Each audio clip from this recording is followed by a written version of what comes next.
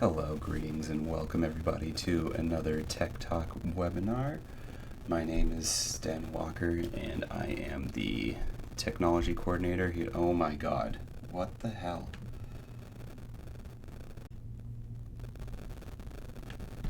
Hello, everybody, and welcome to another Tech Talk webinar from the NAMI San Diego Tech Cafe. My name is Stan Walker, and I am the technology coordinator here. So today we are going to be talking about different kinds of apps which may be used for mental health purposes. There are many different kinds. This isn't, I'll do my best to not endorse too many over another specifically, but just sort of wanted to give a taste of what is out there. And you've probably heard, if you've been following NAMI San Diego, of our current app right now. This one I actually am plugging, is Oscar San Diego, which is the organized support companion in an emergency situation. You can visit it by going to app.oscar.org. That's app.oscer.org. There's some confusion sometimes with, the classic spelling was with an AR, but this is an ER because it's an emergency situation. So, yeah, just a brief tour if you haven't seen it. There's the homepage. Oh, as well as being able to see it online, you can actually go to the App Store from Apple and Google Play. So yeah, there's the home section here, which has the before crisis, during crisis, and after crisis. These are all different FAQs for anyone who may be either just curious or needs some information quickly. There's the overview. Before crisis is the state where feelings and behaviors begin to become noticeable. And then there's all these other ones like common misconceptions. What's the axis and crisis line, and how can it help during crisis? What's a 5150? What's a 5250? What's Laura's Law? What resources are available to support families? And then after crisis, which is just as important as the others, to help people on their way to recovery. There's the resources section. It is focused on San Diego, so most of the addresses and phone numbers will be to San Diego resources, such as mental health emergency. There's the access and crisis line, and if one were looking at this on a smartphone, and oh my, it's freezing up a little bit. These phone numbers actually function. So if you just want to press one of the these buttons would be activatable, and one could dial any of these in a moment's notice. Suicide prevention. It'll have the phone number and the website, both of which would be working links. Food and shelter.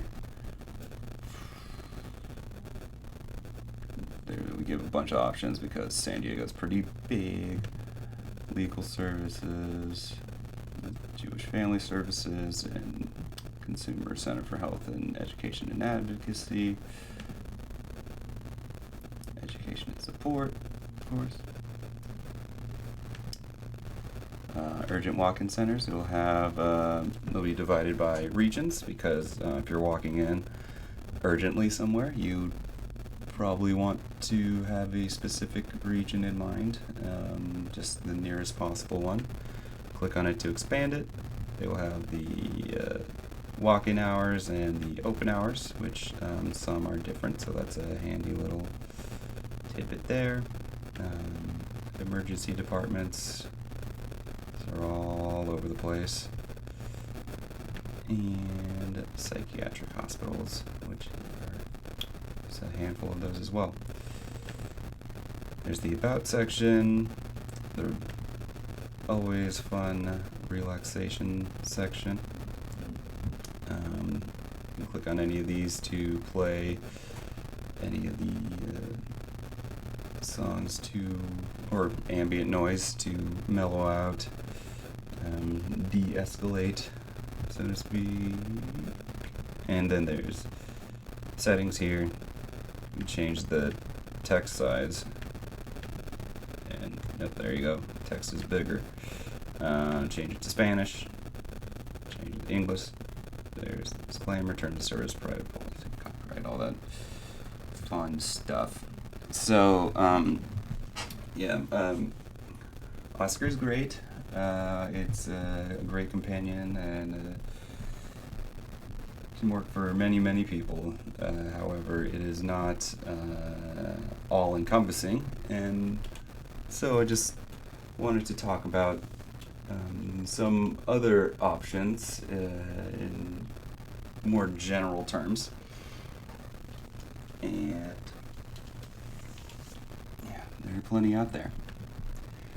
So this Anxiety and Depression Association of America made a pretty good list of some mental health apps. It would be better if Oscar were on it, but hey, it's probably the San Diego bias. So yeah, their rating scale is pretty cool. They have the ease of use, how easy is it to use the app, effectiveness, how likely will the content provide the tools or methods to accomplish its purpose, personalization, what is the ability to personalize individual needs, and that's key for many mental health experiences, and because there's nothing really more personal than our own mental state. Interactive feedback, how interactive is the app and giving feedback. Yeah, that can be, you don't want to just be talking to a wall. And then there is research evidence. Does scientific research demonstrate its effectiveness, which is pretty important as well.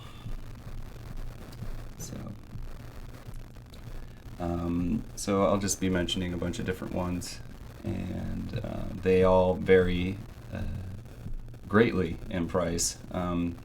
Many of them are free.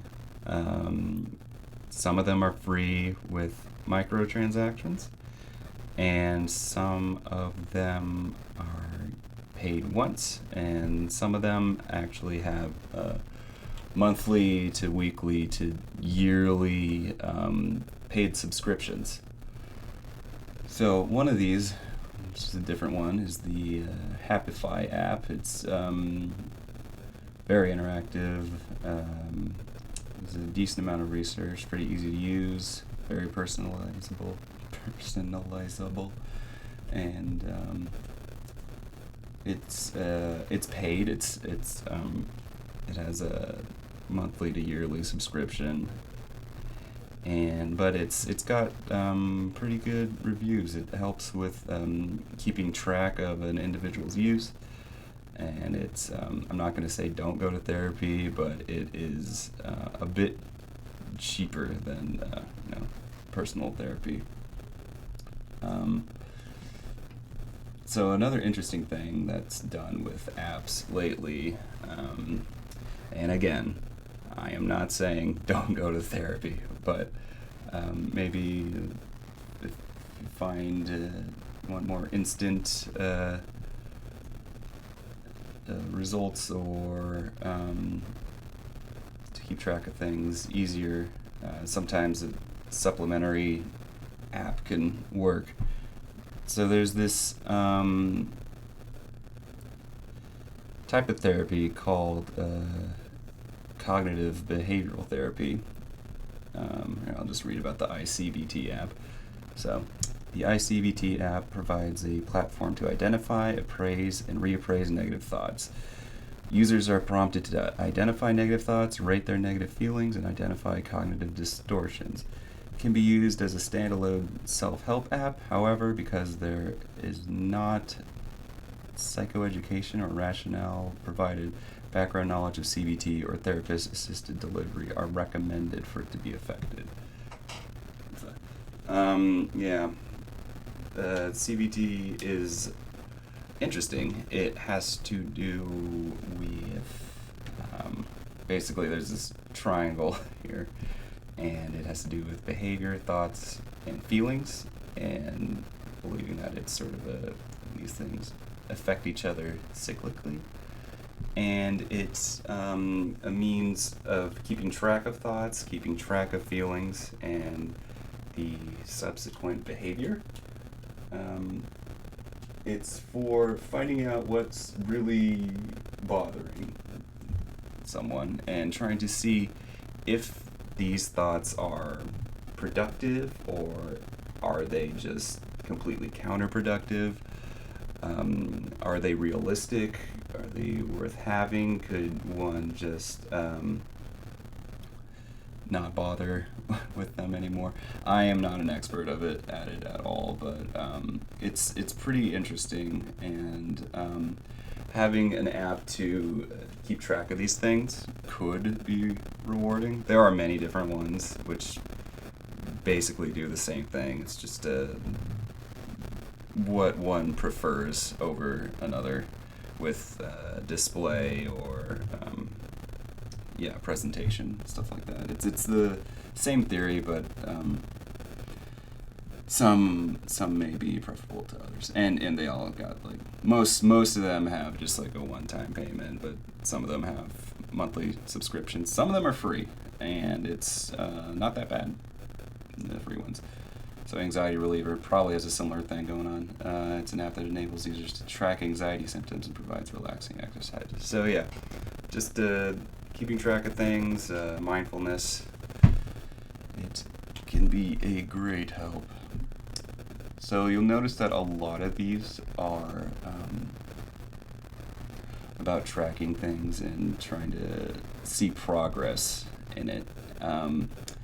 That's one of the main things for making a change or improving something is we like to see the little things change over time. And that is why, along with the CBT app, there are others. Wow, there are a lot of these. There's another app which can help for change in behavior, which would be the smoking cessation apps, which, full disclosure, I have personally used one of these, and it worked out pretty well. I'm not going to tell you which one, but all these the quit smoking apps, they're pretty helpful. It's a way of making up some sort of accountability. Like there's this free one from Livestrong, reviewed by doctors. This app acts as a virtual coach to develop your personalized plan for quitting. So yeah, we've all heard all the arguments for quitting probably, and just hearing it once doesn't really do it most of the time. But it has most all of these have sort of like instant support, just like tracking cravings and being mindful of noticing how long they last or what triggers it, and some of them have ways of keeping it rewarding in some way. So quite a lot. And I think this one tells you the amount of time you didn't consume.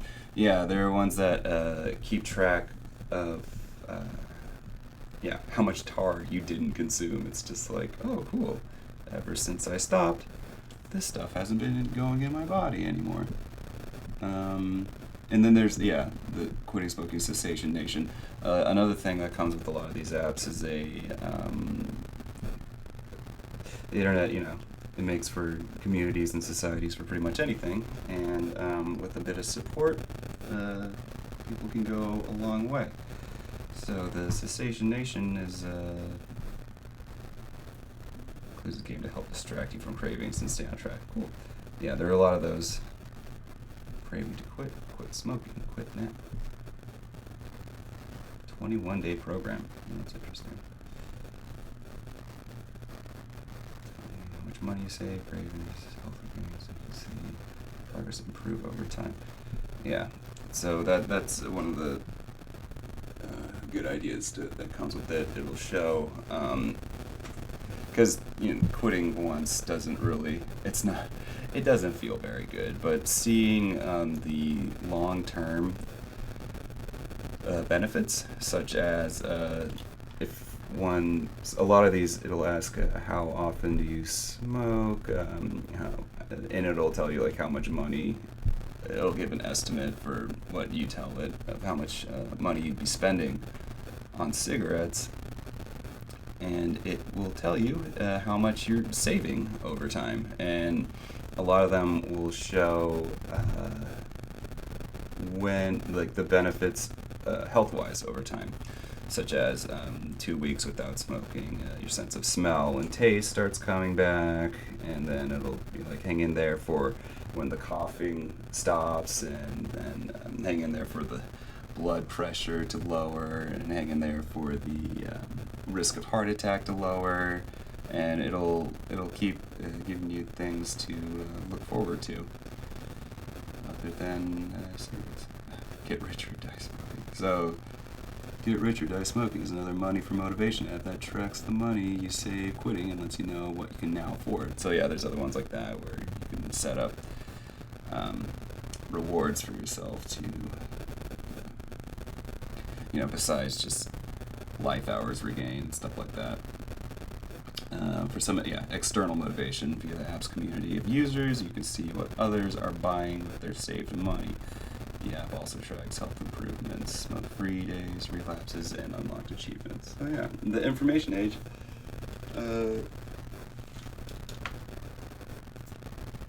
To learn more about direct benefits and have some community, some camaraderie, and have apps do math for us. It's pretty nice seeing how much money is being saved over time. So another thing which can be helpful for anxiety or depressive thoughts, supplementary of course, I'm not trying to say, stop taking your meds or stop going to therapy. I'm just showing you options. There is a trend with coloring. So there's a lot of adult coloring books now, which, I mean, not adult as in it's, you know what I mean. It's not like rated R stuff. It's just that it is aimed at adults who are trying to unwind a bit and just sort of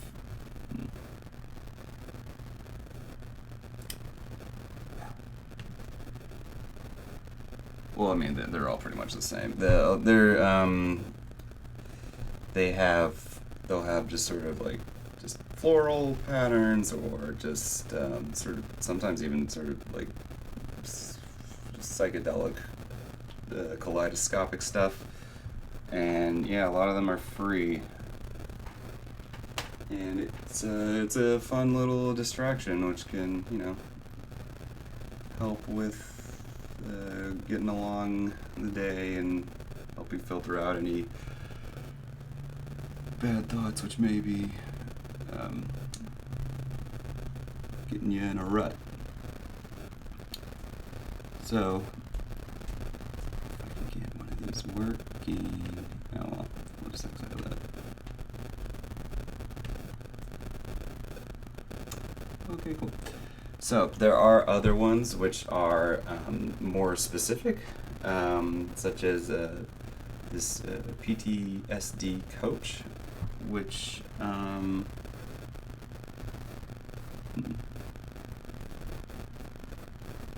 actually let's look that up.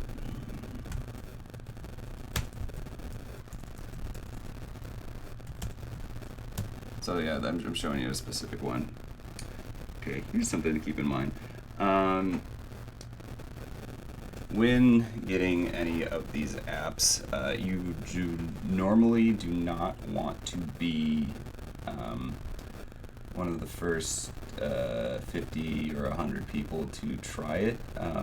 A safe bet is to wait for more reviews to roll on in, so you can really see a more critical consensus of how effective the apps may be. Just, fresh out of the app store with 0 reviews, or maybe just 1 or 2 reviews, it's not really reliable, and you should take everything with a grain of salt as you're going along. So right here it has 2.9 on it, but only 14 reviews, which is interesting. But yeah, there are specific apps for specific things, such as PTSD. There's another one which was actually made by, I think the military had something to do with this one, but it is Operation Reach Out. So, trigger warning here. So Operation Reach Out is designed to encourage people to reach out for help when they're having suicidal thoughts, help those who are concerned about family members, spouses, or fellow service members who may be suicidal, provide a personal contact help center, provide activities to help people who are depressed stay connected to others. Operation Reach Out is part of NCAD's effort to provide timely and effective support and guidance for military families. Note, due to the severity of the topic, this app contains many video segments and may take up extra memory and time to download. Video must be downloaded while connected by Wi-Fi. At least they're honest about it.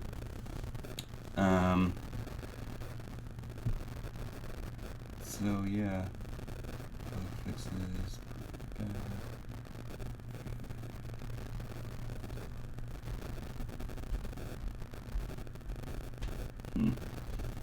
However, I have not received enough ratings to display an average for the current version of the application. Well,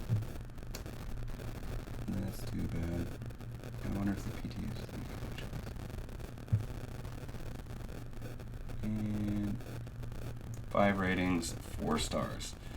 That's interesting. Let's check it out. Oh, they don't show it.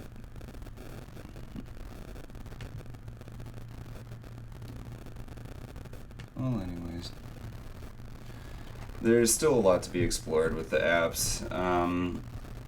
People have to really test things out a bit, and mental health and mental illness is a pretty touchy and sensitive topic, and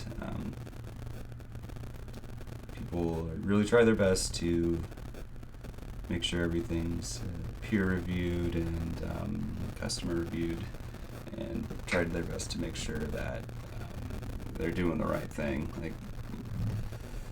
People got their heart in the right place, but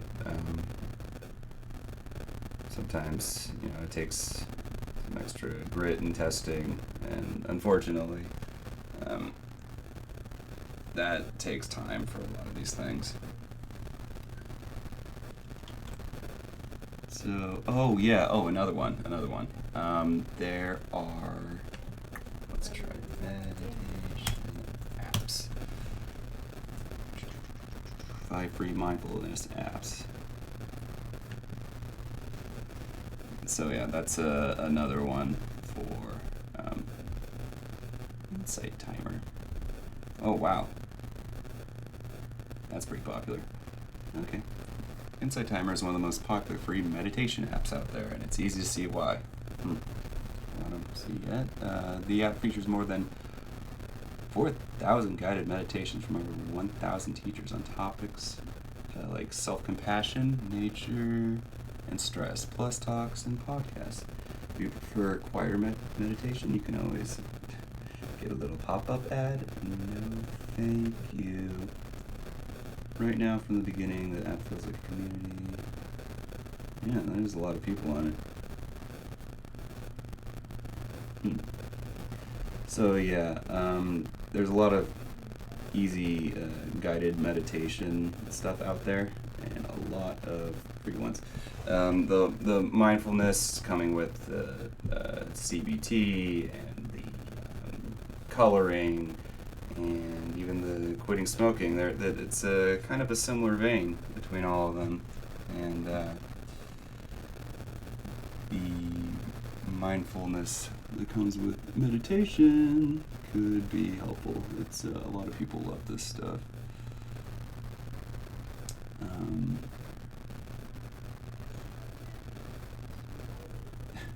This is true.